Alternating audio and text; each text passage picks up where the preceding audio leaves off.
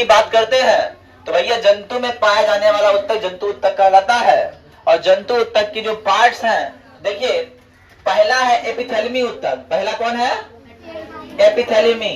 और दूसरा है संयोजी उत्तक, तीसरा है पेशी उत्तक और चौथा है तंत्रिका उत्तक। कोई बात दिख रही है? अब आते हैं एपिथेलिमी उत्तक के 3 भाग हैं कि 4 भाग? 4 भाग। 4 भाग में पहला भाग का नाम है सल्काव। क्या नाम है? क्या नाम है? सल्काव।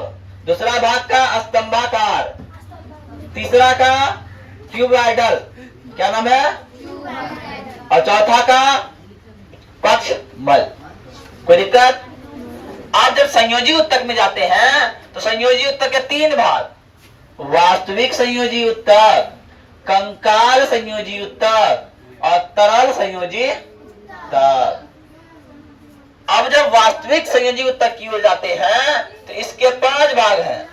तो 5 भाग कौन? एरिलोयर,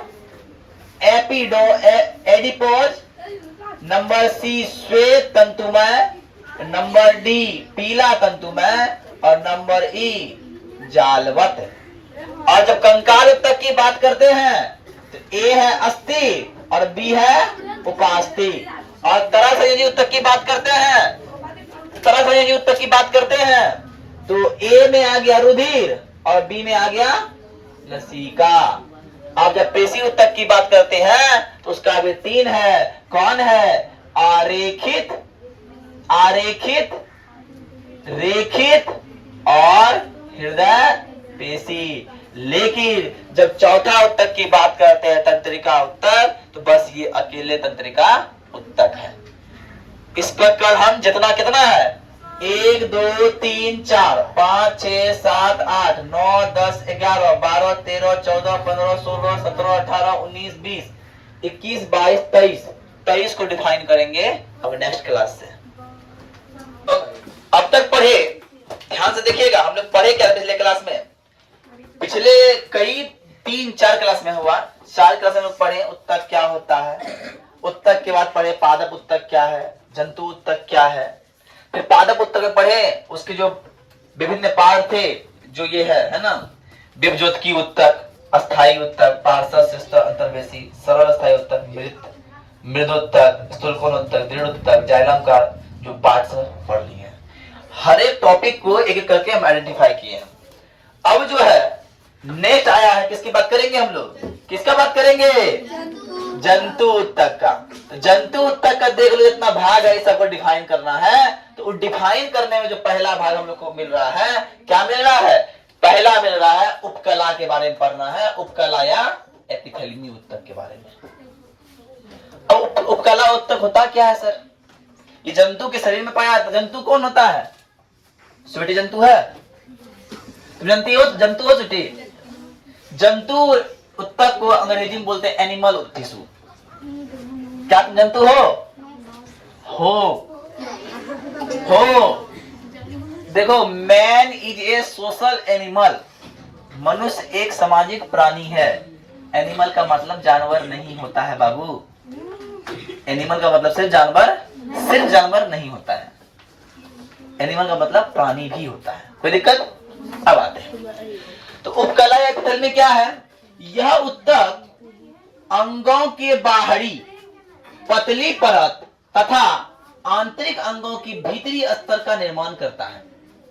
अब किसी भी बॉडी की पार्ट आते हैं, किसी भी बॉडी को देखते हैं, उसका एक ऊपर का लेयर होता है और उस लेयर का जो भीतरी परत है उसका जो निर्माण करता है, उसका जो निर्माण करने का कार्य करता है, वो कौन है? तो उपकला या एपिथेलियम उत्तक है। ऐसे उत्तक में अंतर कोशिकीय स्थान नहीं पाए जाते, मतलब स्थान जगह नहीं पाया जाता। इसका उत्तक का जो स्थान उत्तक होता है ना, बहुत सटा रहता है। खाली रहता तो स्थान मिलेगा। अब इस क्लासरूम में तुम लोग के बीच कोई स्थान नहीं है। जब पूरा सटा रहा है तो स्थान नहीं रहेगा, जब थोड़ा दूर रहेगा तो स्थान रहेगा। तो वही बात बोला है, इनकी कोशिका एक दूसरे से बहुत करीब होती है। जब बहुत करीब रहेगा तो कोई स्थान रहेगा ही नहीं, है क्या ना? हवा भी पार नहीं हो पाएगा, ऐसा करीब है ना? चलिए, ये उत्तक अंगों की रक्षा करता है और यही उत्तक है जो हमारे शरीर के विभिन्न अंगों की रक्षा करने का कार्य करता है या विसरण, श्रवण तथा अवशोषण में सहायक होती है। ये कहाँ होती है? ये किसी में सहायक होती है? सहायक होती है विसरण, श्रवण तथा अवशोषण में सहायक होती है। तो ये कौन उत्तक है? ये उत्तक है एपिथेलमी उत्तक। बात समझ में आई? अब बात करते हैं इस प्रकार के उत्तक को 4 भाग में बांट दिया गया। अब इन सब कार्य को करने, जितना काम यहाँ पे कर रहा है, ये कार्य ये अकेले कर रहा है, लेकिन इनका भी विभिन्न पार्ट हैं जो मिलके ये सब काम करेगा। जितने काम ये बता रहा है कि हम ये कर रहे हैं, भैया ये अकेले नहीं कर पाता। ये चार्ट तो अपने अंदर एक रखा है। हम बोलते हैं बीसीए वाला हम पढ़ाते हैं, तो हम क्या पढ़ाते हैं भैया? 9, 10, 11, 12 साइंस पढ़ाते हैं। तो साइंस अकेले हम पढ़ाते हैं? टीचर है। अब जब विभिन्न और बोलते हैं हम अंडर 8 पढ़ाते हैं, उसको ही पढ़ाते हैं, सिर्फ हम ही पढ़ाते हैं, हमारे अंदर ही पर बच्चा कहाँ बोलता पढ़ के आए हैं? बोलता बीसीए वाला से पढ़ के आए हैं। कहां से पढ़ के आए हैं? बीसीए वाला से। तो पढ़ाता बीसीए वाला नहीं है, लेकिन उसके अंदर भी कार्य करने वाला और सब है। तो उसी प्रकार जो काम कला कर रहा है उसके अंदर भी काम करने वाला विभिन्न स्तर है। तो पहला स्तर क्या है? पहला स्तर का नाम है सल्की या सल्काव एपिथेलमी उत्तक, और दूसरा स्तंभाकार एपिथेलमी उत्तक, तीसरा है क्यूबाइडल एपिथेलमी उत्तक, और चौथा है पक्षमल एपिथेलमी उत्तक। अब आते हैं पहली क्या है? पहला जो सल्की सल्काव है क्या काम है? तो ऐसी उत्तक की कोशिकाएं चपटी होती। पहले होती कैसी है? तो ये चपटी होती है, अत्यधिक पतली होती है। इनके कोशिकाओं के केंद्रक भी चपटी होती है। मतलब ये कोशिका की उत्तक, ये उत्तक है चपटी होती है, इसके कारण इसकी कोशिका भी चपटी होती है। और इनकी कोशिकाओं में जो केंद्रक पाया जाता है भैया, वो भी चपटी होती है। इस प्रकार के उत्तक की कोशिकाएं फर्श या दीवार पर लगी चपटी ईंट की तरह दिखाई पड़ती है। फर्श या दीवार पर लगी ईंट की तरह दिखाई देने वाला उत्तक है। ऐसा उत्तक होगा, ऐसे तो ऐसे दिखता है। समझ बात ना? ऐसा दिखता है, इसका बोलते हैं चपटी। हाथ को दिखाते हैं, ठीक है, देखो दिखाते हैं। ये दिख रहा है? yes, दिख रहा है? दिख रहा है ना? उस तरह से। हाँ क्या सर? चलिए बात है। ये त्वचा के बाहरी परत में पाया जाता है। इसका काम है जो त्वचा का परत होता है उसके बाहरी परत का जो लेयर बनाता है उसका काम करता है कौन? ये। इसके अतिरिक्त ऐसे उत्तक मुख, गुहा, जिह्वा, ग्रासनली अथवा आहार नाल का स्तर बनाता है। हमारा मुख है, जिह्वा है, उसके बाद विभिन्न पार्ट है, पूरा आहार नाल सिस्टम है अंदर में, है क्या नहीं? उनका स्तर बनाने का काम करता है कौन? सल्की या सल्का। काम क्या है? तो काम यह है कि यांत्रिक अंगों को सुरक्षा देना अथवा रक्त वाहिनियों या वायु कोषों में पदार्थों का विसरण में सहायक होता है। रक्त वाहिनियों जिसमें रक्त जाती है, जिस नलिका द्वारा रक्त गुजरती है, जिस नलिका द्वारा हवा गुजरती है, उसमें क्या करता है? तो पदार्थों का विसरण में सहायता भेजने का सहायक करता है। कौन करता है भैया? सल्की या सल्काव करता है। कौन करता है? सल्की या सल्काव करता है। अब आते हैं स्तंभाकार एपिथेलमी उत्तक क्या होता है? तो सर स्तंभाकार एपिथेलमी उत्तक होता है ऐसा उत्तक एक ही स्तर में सजे स्तंभाकार कोशिकाओं का बना होता है। एक स्तर है, मेरे पास विभिन्न स्तर है नहीं, इसमें विभिन्न स्तर था, ईंट की तरह जुड़ा हुआ था, लेकिन ये एक पतला श्रेणी रूप से चल रहा है। समझ आ रहा है? ये आहार नाल के वैसे भाग में पाया जाता है जहां पदार्थों का अवशोषण होता है, जहां पदार्थ का अवशोषण होता है। छोटी आंत में तो खाना खाता है, वो क्या करता है? आहार नाल में खाना चले जाता है, आमाशय में जाता है, विभिन्न अंगों में जाता है। छोटी आंत भीतरी स्तर में पाया जाता है। कौन? स्तंभाकार एपिथेलमी। इसका काम क्या है? इसका काम है अवशोषण एवं श्रवण के अतिरिक्त ये और भी एक काम करता है। ये करता है कि यांत्रिक सहायता प्रदान करने का काम करता है। और यांत्रिक सहायता क्या होता है? अब मान लो अवशोषण कर रहा है, श्रवण कर रहा है, उस होके गुजर रहा है, लेकिन जब वो मजबूत नहीं है तो फट जाए कहीं पे, है क्या ना? उस मजबूती प्रदान करना, मजबूती में सहायता प्रदान करने का काम करता है। तो वो कौन करता है? स्तंभाकार एपिथेलमी उत्तक करता है। कोई दिक्कत? जो नोट रहे किए हैं पहले नोट कीजिए, उसके आगे बढ़ते हैं।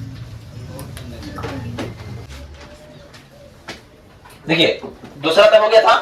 तीसरा क्या है? क्यूबाइडल एपिथेलियमी। इसका काम क्या है, ये क्या करता है, ये क्या है, इसका डिफिनेशन क्या है? तो इसकी कोशिकाएं जो होती है, किसकी कोशिकाएं? क्यूबाइडल एपिथेलियमी उत्तक की कोशिकाएं कैसी होती है? घनाकार होती है, घन के आकार की होती है। घन पता है पूरा? घन पता है? लूडो में कोई खेला है? हाँ, लूडो में होता है ना, ऐसा होता है घन। घनाकार होती है और प्रत्येक कोशिका में एक स्पष्ट गोलाकार न्यूक्लियस होता है और जितनी भी कोशिका होती है उसमें एक न्यूक्लियस पाया जाता है। न्यूक्लियस मतलब केंद्रक पाया जाता है।